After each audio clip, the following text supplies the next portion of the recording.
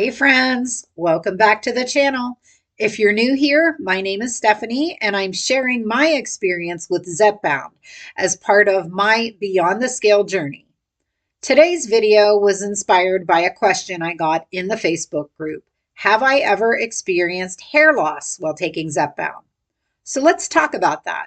What the research says, what I've noticed, and how hair loss might be connected to GLP-1 meds like Zepbound.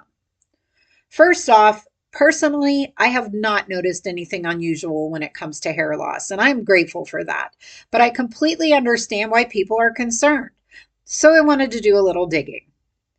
GLP-1 medications like Zepbound, Ozempic, Wegovy, and Mounjaro are primarily used to treat type 2 diabetes and obesity. Hair loss isn't a common side effect, but it has been reported in some cases.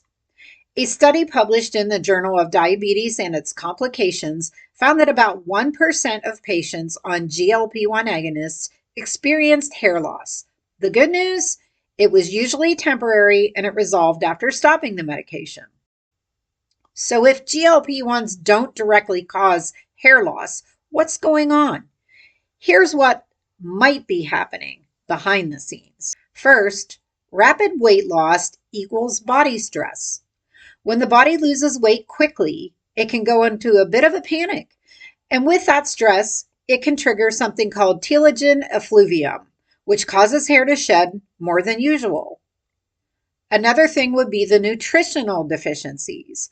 Because these meds suppress appetite, you might not be eating enough, especially protein and key nutrients like iron, biotin, zinc, and B vitamins, all of which are critical for healthy hair growth. And then there are the hormonal shifts.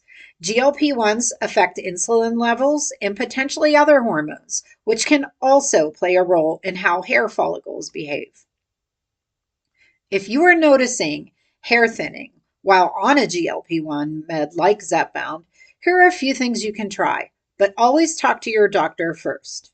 Number one would be to address nutrient gaps.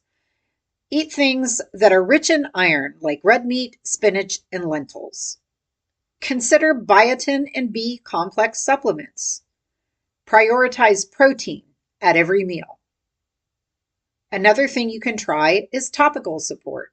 Minoxidil, which is also known as Rogaine, is available over the counter.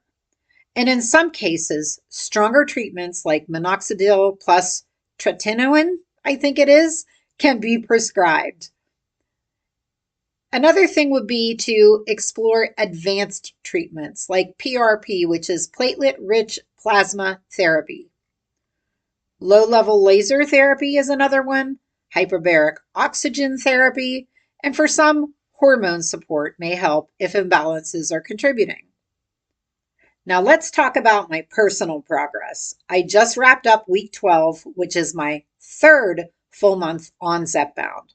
I lost a little less than 1.5 pounds over the past week, which brought my total weight loss to over 14 pounds, which is amazing as far as I'm concerned. For my measurements, so far, I've lost a total of 5 inches off my waist, 2.5 inches off my chest, 2.5 inches off my hips, and 2.5 inches off my thighs. My blood pressure is holding steady at 124/88, and I am still unmedicated. I am continuing to monitor it weekly. Oh yeah, the tick bite. Let's talk about that.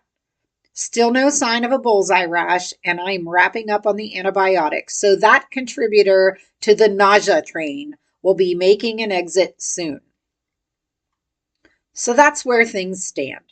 Thankfully, I haven't experienced hair loss, but it's certainly something that I'm going to watch for, especially if your weight is coming off quickly or your diet is lacking in key nutrients, you could possibly experience this. Let me know in the comments, have you noticed changes in your hair while on Zepbound or any other GLP-1? I'd love to hear what your experience is. And if this video is helpful, give it a thumbs up, subscribe for more updates, and join the Facebook group if you want to be a part of the conversation. Thank you so much for joining, and I'll see you in the next video.